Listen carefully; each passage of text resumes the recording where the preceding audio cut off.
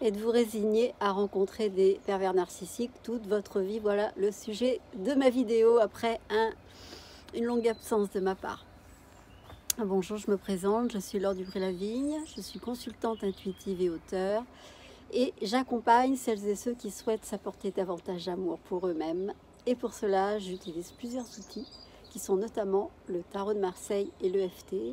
Si c'est votre première visite sur ma chaîne, alors je vous souhaite la bienvenue et n'hésitez pas, si ça n'est pas encore fait, à vous y abonner, donc en cliquant en bas à droite sur la petite icône rouge. Voilà. En même temps, eh bien, je vous donne les coordonnées de mon site web qui sont www.magiedela.com. D'ailleurs, ça s'affiche en dessous. Alors, j'avais envie de revenir avec ce thème parce que depuis un certain temps, j'ai pris beaucoup de recul avec ce thème des pervers narcissiques, même si tout m'y renvoie, c'est-à-dire les personnes qui reviennent vers moi suite à mes vidéos et qui me racontent en fait toute leur expérience. Et pour certaines, c'est une seule personne avec qui elles ont passé plusieurs décennies. Pour d'autres, c'est une expérience qui se renouvelle une fois, deux fois, trois fois. Et à chaque fois, la question qui revient, mais est-ce que je suis vraiment résignée à ne connaître que ce type de relation dysfonctionnelle dans ma vie? Et la réponse, c'est ça dépend de vous. Et en même temps, j'allais dire, je vais y mettre quelques nuances. Je pense que pour certaines personnes peut-être qui ont besoin d'expérimenter qui elles sont ou qui elles ne sont pas, vivent l'expérience pour le moins douloureuse de partager leur vie, voire même des vies de couple, vie de famille avec une perverse narcissique, masculin-féminin. Et si elles ne sont pas conscientes en fait du schéma qui se met en place dans leur vie, eh bien elles vont reproduire. Elles vont peut-être quitter cette personne, ou elles vont être quittées par cette personne perverse narcissique, et pensant pouvoir retomber sur quelqu'un de bien.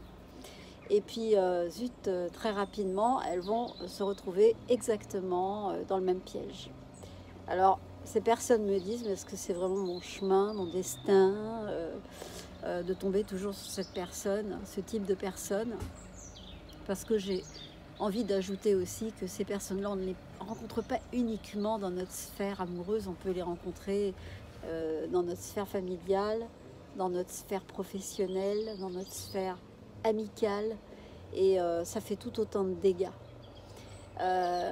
Quand on a rencontré une perverse, narcissique, généralement, quand on est à un moment donné conscient et quand on a envie de faire une forme d'introspection, on va inévitablement se rendre compte que ces relations dysfonctionnelles et douloureuses sont reliées à votre passé douloureux, et que à travers ça, eh bien, elles vont reproduire, elles vont revivre les schémas, elles vont revivre une relation qui va leur faire vivre le même type d'émotions qu'elles ont pu vivre à travers soit leurs parents, père ou papa ou maman, ou frère ou sœur, ou quelqu'un de la famille. Et ça va se reproduire, inévitablement. Pour les personnes, moi j'allais vous dire, pour les personnes qui prétendent s'en être sorties définitivement, et ça j'en suis ravie parce que on y arrive, mais on n'y arrive pas comme ça du jour au lendemain. C'est vraiment un processus, parce que réapprendre à se faire respecter, apprendre à s'aimer, ce qui est une bien grande expression à laquelle on a beaucoup de mal parfois à mettre des vrais mots. C'est quoi s'aimer? C'est quoi être dans l'amour de soi? Le fait d'apprendre à dire non, le fait de se positionner, de prendre sa place, d'oser être, eh bien tout ça, ça contribue au fait que je crois que c'est une gymnastique qu'on va être obligé de faire tout au long de notre vie. C'est en fait, avoir rencontré un pervers narcissique, j'allais dire, c'est une opportunité. Alors je pèse mes mots, évidemment, quand je me dis ça, parce que je comprends les personnes qui ont vraiment eu vraiment des êtres extrêmement nocifs, extrêmement dangereux. Après, j'y mets toujours certaines nuances. Mais ça fait beaucoup de dégâts, même si vous tombez sur un être avec cette perversion, mais avec des nuances un petit peu plus adoucies. Mais ils sont toujours très dangereux dans le sens où ils peuvent vous faire beaucoup de mal. Donc il y a toujours des conséquences. Voilà. Ça ne vous laisse pas indemne, mais ça vous renvoie inévitablement et toujours à la même conclusion, c'est je m'aime pas suffisamment, je m'estime pas suffisamment, j'ai besoin de me regarder, de m'exprimer tel que je suis. J'ai besoin de faire tomber aussi mes masques, parce que moi aussi j'ai peur qu'on m'aime pas. Donc je me cache derrière des faux semblants de quelqu'un qui est toujours d'accord, qui dit oui, qui veut plaire, qui veut être aimé. Et à travers pour moi c'est une sorte de piège, mais ce sont des réactions inconscientes évidemment pour éviter le rejet, pour éviter l'abandon, parce que c'est souvent ce qui arrive, le cheminement d'une proie. Et j'ai observé depuis plusieurs mois plusieurs personnes dans mon proche entourage qui sont en rapport avec des pervers narcissiques, ou qui l'ont été, ou qui le sont par rapport à leur conjointe. Ce sont des amis proches, parce que ce qui est fou dans la vie, c'est que on rencontre toujours souvent dans nos rencontres des personnes miroirs, des personnes qui ont vécu des choses similaires, et des personnes qui ont traversé quelque chose qui peut-être ressemble à ce que vous avez déjà connu. Voilà. Et donc, pourquoi ces personnes qui ont vécu plusieurs fois ce type de lien ne sont pas libérées et ne vont pas comme ça, en un claquement de doigts, retomber sur quelqu'un cool. Je dis pas qu'il faut faire un travail sur soi absolument, mais je dirais que réapprendre à découvrir, réapprendre à être, tout simplement. C'est vraiment l'invitation que nous proposent les pervers narcissiques. Réapprendre à être, parce que les victimes de ces personnes, comme moi je l'ai été, eh bien, ont toujours fonctionné avec aussi des faux-semblants, des masques, mais évidemment pour des raisons différentes. C'était pas pour duper l'autre dans le but de lui faire du mal. C'était duper l'autre pour dire je veux surtout pas que tu me rejettes.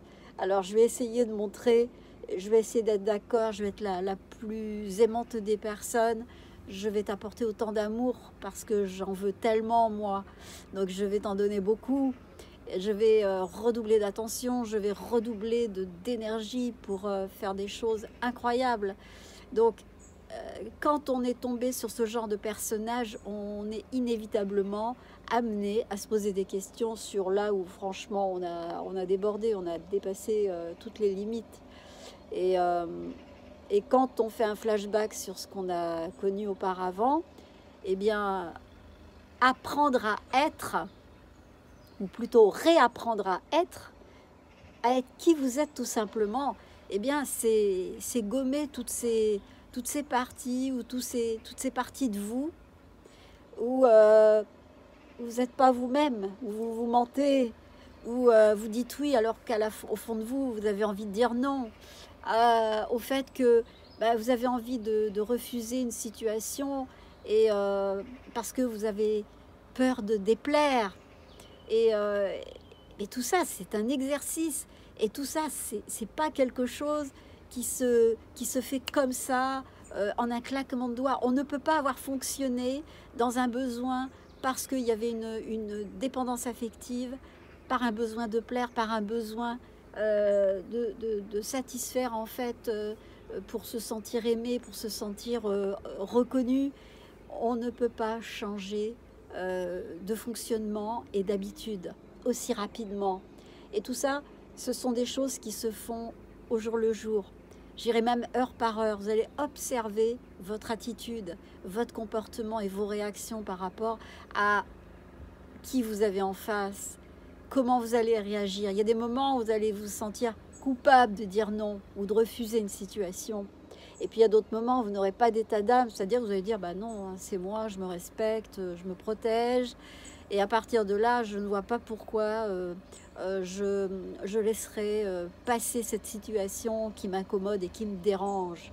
Et c'est un travail quotidien et c'est quelque chose qui est progressif. Des fois, il y a carrément des retours en arrière. Vous allez faire 2 pas en avant et 10 pas en arrière parce que c'est normal quand on est sur un cheminement de prise de conscience de comment on fonctionne. Ben, on se teste. Et puis la vie nous envoie des tests. Hein. Le chemin, c'est vraiment quelque chose de très ouvert. Donc à partir du moment où vous êtes prêt à l'expérience, vous allez vous rendre compte que ah, ça, je l'avais pas vu venir, ça m'a surpris. Et là, j'ai peut-être pas eu la bonne réaction. Ben, c'est pas grave, vous n'avez pas eu la bonne réaction. C'est-à-dire la réaction, vous aviez eu besoin de vous faire respecter, vous n'avez pas osé dire non, vous avez suivi le troupeau, vous n'avez pas su être et vous démarquer. Et ben, quelque part, accueillez, parce qu'on peut pas exiger de soi-même un changement comme ça à 180 degrés sans avoir par moments des trébuchements, parce que ça fait partie du chemin. Alors j'allais dire oser déplaire aux autres, mais c'est pas facile d'oser déplaire.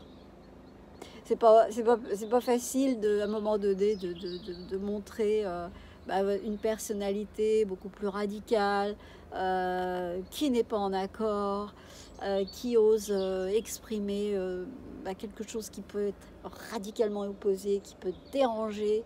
C'est vrai, ça dérange, mais pour le pratiquer et parce que tout ce dont je vous parle, ce sont des choses que j'expérimente évidemment, et je peux vous dire que j'ai de la matière dans mon contexte. Là où je suis, j'ai vraiment de la matière. Et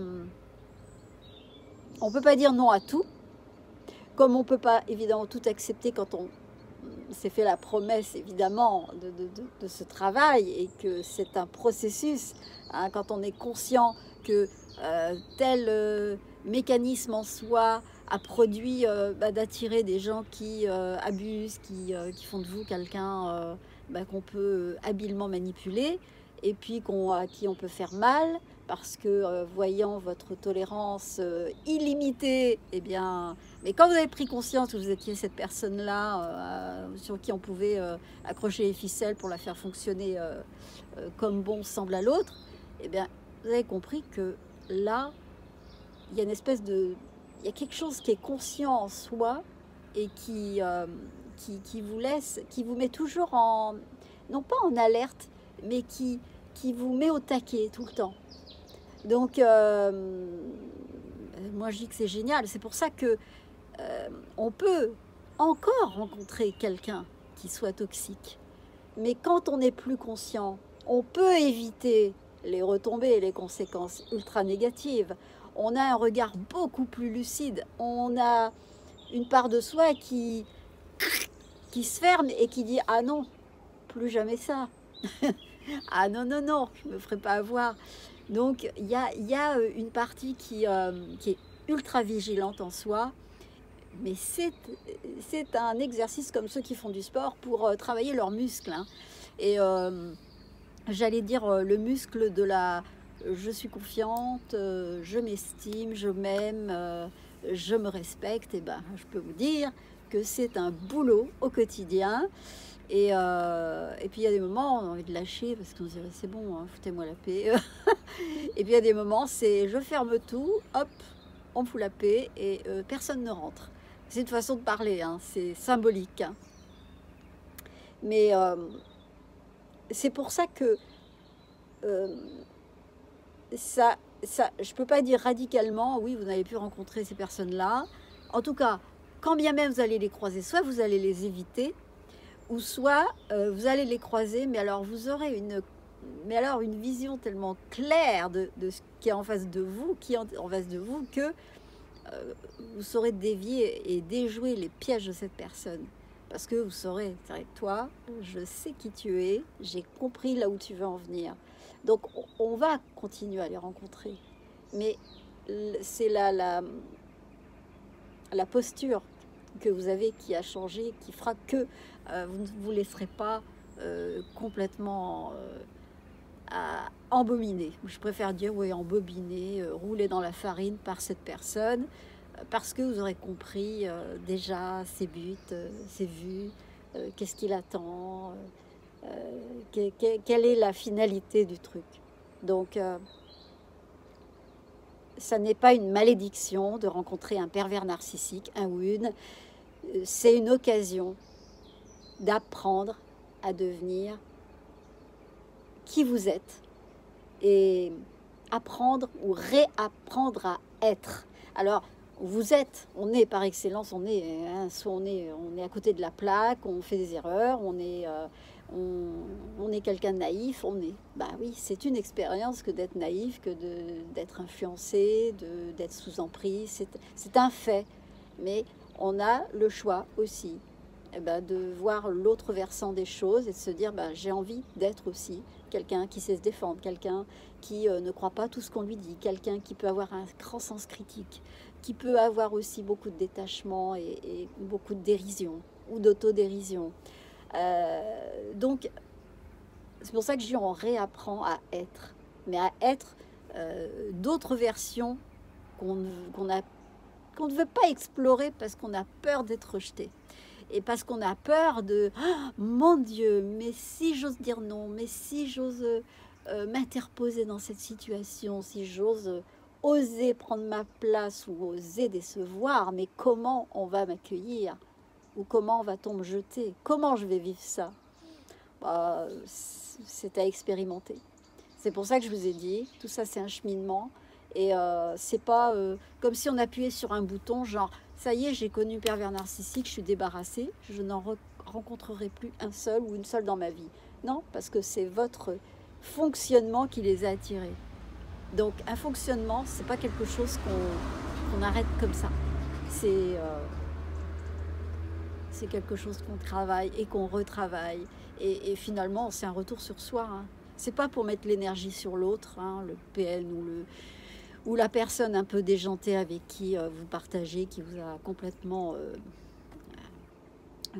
remué l'esprit, qui vous a retourné la cervelle. C'est vous. Le sujet, c'est vous. Et je tiens vraiment à insister sur le fait qu'il est question de vous. On s'en fout des pervers narcissiques. Ils font leurs conneries. Ils sont là, sont des gens en souffrance. Ce sont des gens qui souffrent. Et ils ne peuvent pas faire autrement que d'avoir affaire à des personnes sympas, bienveillantes, pour faire passer leur douleur. Donc, maintenant que vous avez été bien piqué, il vous a instillé tout ce qu'il y a de plus révélateur de votre personnalité, de vos faiblesses et de votre vulnérabilité. Maintenant, vous êtes vacciné par rapport à ces personnes et vous savez comment agir dans la vie parce que ça part de votre fonctionnement. Mais quand on n'a pas compris ça, on va passer de personne de rencontre en rencontre et de se dire ah ouais mais c'est l'autre le vilain. Oui, l'autre il est vilain, mais si on donne pas à l'autre la place pour qu'il vienne, si on dit pas les mots, si on n'a pas le comportement ou l'attitude qui les invite à venir, voilà, pour eux c'est du pain béni. Donc moi j'insiste encore, c'est vous. Il est question de vous, de prendre soin de vous, de faire attention à qui vous êtes. Et vous allez continuer à en rencontrer. Vous allez en croiser, mais vous aurez un œil tellement averti. Et puis le sixième sens qui vous fait flairer. Parce que vous savez, on les repère rapidement. Et puis, faites pas l'erreur non plus. Parce que c'est vrai qu'à force de parler de PN, quand on met un focus sur un sujet, quel qu'il soit, eh bien, on arrive à le produire dans la matière. C'est-à-dire qu'après, vous allez dire, mais putain, il y en a plein autour de moi, mais c'est dingue. Là, je vais là, on me parle de ça. Tiens, je me déplace chez la boulangère. Tiens, il y a une dame qui me parle. Elle me parle encore de son partenaire qui est pervers narcissique. Moi, des exemples comme ça, j'en ai plein. C'est pour ça qu'à un moment, j'ai dit, stop. J'ai fait presque 100 vidéos sur eux, pratiquement 90, 95. Donc là maintenant, moi c'est vous qui m'intéressez. Je leur ai donné l'importance pour pouvoir les reconnaître, pour pouvoir savoir jusqu'où ils sont capables d'aller. Mais aujourd'hui, c'est que vous compreniez que travailler sur vous, c'est une occasion de travailler sur vous, transformer qui vous êtes. Soyez vrai. Vous savez, l'authenticité aujourd'hui, on le dit, c'est toujours rare. Vraiment, les gens authentiques, il n'y en a pas beaucoup. Les gens qui osent vraiment montrer. Pourquoi? Parce qu'on prend des risques authentiques. On prend le risque d'être perçu comme quelqu'un qui n'est pas sociable, qui n'est pas en accord, qui n'est pas tellement agréable, qui peut simplement déranger et qui renvoie aussi au fait que ah ouais mais moi je me sens pas à la hauteur, je me sens médiocre parce que j'ai pas le courage d'avoir mes opinions, le courage de mes convictions. Ayez le courage. Je vous dis pas d'aller mettre des grands coups de pied pour éclabousser tout ce qui bouge, mais c'est une façon de parler, hein, vous m'avez compris, mais c'est simplement d'oser être qui vous êtes, simplement. Et vous n'avez pas à plaire aux autres. Quand on veut plaire aux autres, c'est là où on se fourvoie totalement, parce que les autres, puis d'abord, on ne peut pas plaire à tout le monde. La seule personne à qui vous pouvez plaire et à qui il est important de plaire, c'est à vous-même. Et ça, c'est le travail de toute une vie. Vraiment, c'est pas pour vous décourager que je vous dis ça, mais moi aussi, j'en rencontre encore des PN. J'en crois, j'en vois, et qui veulent continuer à essayer de me tac-tac. Mais moi, je suis pas idiote avec tout ce que j'ai traversé. Et je suis à même de déjouer, et puis mais c'est tellement gros, c'est tellement énorme que... Et je reconnais une chose, c'est que j'ai du boulot encore à faire, hein. Je peux vous dire que c'est pas gagné, mais je suis consciente.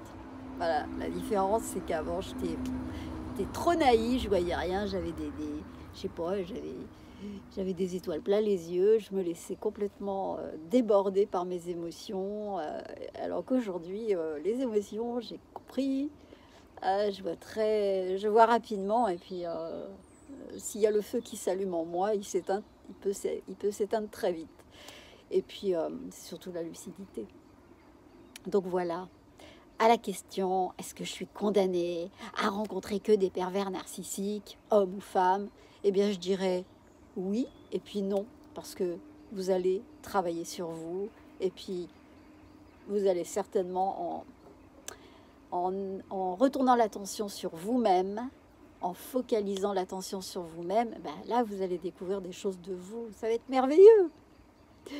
Et puis les pervers narcissiques, vous les verrez, mais d'un peu plus loin, mais ils vous atteindront pas, parce que vous aurez appris et vous apprendrez toujours et quotidiennement à mettre en pratique plein de choses pour vous affirmer, pour apprendre à dire non, pour finalement être qui vous êtes et ressentir les choses et exprimer ce que vous ressentez et non pas faire semblant pour plaire à autrui. Voilà, chers amis, en tout cas, ça m'a fait plaisir de vous retrouver. Là, j'espère que la vidéo sera assez claire, parce que le temps est surtout, il est pas trop tard, il est 19h, mais la nuit tombe très vite, il fait encore très très doux en Anjou. Et j'ai eu un petit peu d'absence, mais c'est vrai que j'ai eu un été chargé. J'étais dans les jardins, j'ai fait du jardin, je me suis occupée de légumes, c'est génial. ça m'a fait du bien d'être en lien avec les choses de la terre, les choses authentiques, quoi. Je vous embrasse très fort, je vous dis à bientôt et puis j'aurai grand plaisir à vous retrouver rapidement. À bientôt. Bye bye.